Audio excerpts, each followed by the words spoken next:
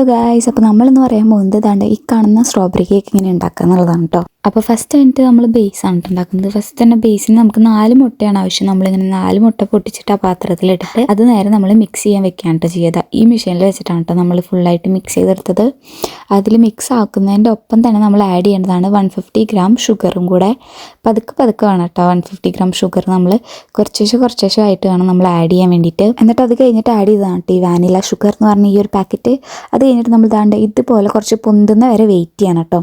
എന്നിട്ട് അതിന് ശേഷം നമ്മൾ അത് എടുത്തിട്ട് നമ്മൾ 150 ഗ്രാം ഫ്ലോറും അതുപോലെ തന്നെ 1 ടേബിൾ സ്പൂൺ ബേക്കിംഗ് പൗഡർ എടുക്കണം കേട്ടോ.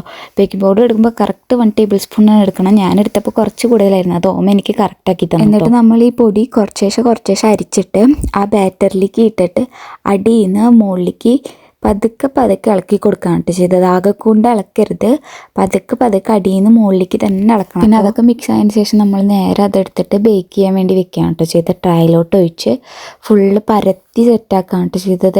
എല്ലാവരുടെയും ഒരേ അളവാകുന്ന പോലെ ആക്കുകയാണ് ചെയ്തത്. എന്നിട്ട് നമ്മളത് നേരെ ഒരു 20 മിനിറ്റ് ബേക്ക് ചെയ്യാൻ വെച്ചു കേട്ടോ. പിന്നെ നമ്മൾ ഫസ്റ്റ് തന്നെ കേക്ക് ഉണ്ടാക്കുന്നതിന് മുന്നേ ചെയ്യേണ്ടതാണ് ഓവൻ 200 ഡിഗ്രി സെൽഷ്യസിൽ ഇട്ടിട്ട് പ്രീ ഹീറ്റ് ചെയ്യുക എന്നുള്ളത്. പിന്നെ നമ്മൾ കേക്ക് വെച്ച് കഴിഞ്ഞിട്ടുണ്ടെങ്കിൽ ഇടയ്ക്കൊന്ന് ഇങ്ങനെ എടുത്തിട്ട് ടെസ്റ്റ് ചെയ്ത് നോക്കണം കേട്ടോ കേക്ക് ആയിട്ടുണ്ടായില്ലേ എന്നുള്ളത്.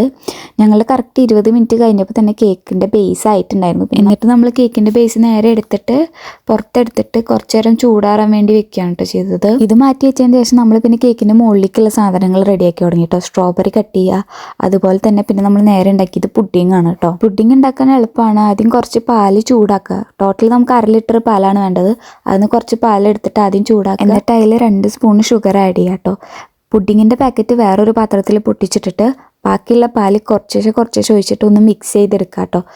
ഇതുപോലെ ഇരിക്കും മിക്സ് ചെയ്തെടുത്ത് കഴിഞ്ഞതിന് ശേഷം പിന്നെ പാല് തിളയ്ക്കുമ്പോൾ അത് നേരെ പാലിലോട്ട് ഒഴിച്ചിട്ട് പിന്നെ ഇങ്ങനെ നമ്മൾ ഫുള്ള് മിക്സ് ചെയ്തുകൊണ്ടിരിക്കും കേട്ടോ.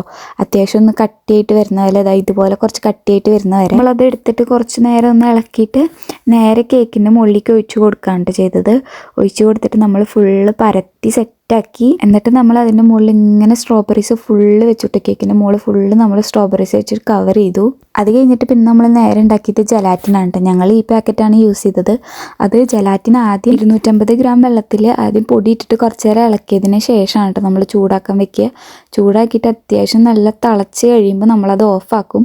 എന്നിട്ടത് കുറച്ച് നേരം തണുക്കാൻ വെച്ചതിന് ശേഷമാണ് കേട്ടോ നമ്മൾ കേക്കിൻ്റെ മുകളിലേക്ക് ഒഴിച്ചു കൊടുക്കുക. കേക്കിൻ്റെ മുകളിൽ ഇങ്ങനെ ഫുള്ളായിട്ട് കവർ ചെയ്തിട്ട് ഈ ജലാറ്റിൻ ഒഴിച്ചു കൊടുക്കും കേട്ടോ. അത് കഴിഞ്ഞിട്ട് പിന്നെ നമ്മൾ കുറച്ച് നേരം വെയിറ്റ് ചെയ്യാൻ വെക്കണം കേട്ടോ ഈ ജലാറ്റിൻ ഒന്ന് ഉറക്കുന്ന വരെ. അത് കഴിഞ്ഞ് പിന്നെ ഞാൻ പറഞ്ഞു തരണ്ടല്ലോ, കത്തി എടുക്കുക, മുറിക്കുക, ഒരു പീസ് എടുക്കുക, കഴിക്കുക. അപ്പോൾ കേക്ക് എല്ലാവർക്കും ഇഷ്ടപ്പെട്ടു എന്ന് വിചാരിക്കുന്നു. ഇന്നത്തെ വീഡിയോ ഇത്രയുള്ളൂ. ബൈ.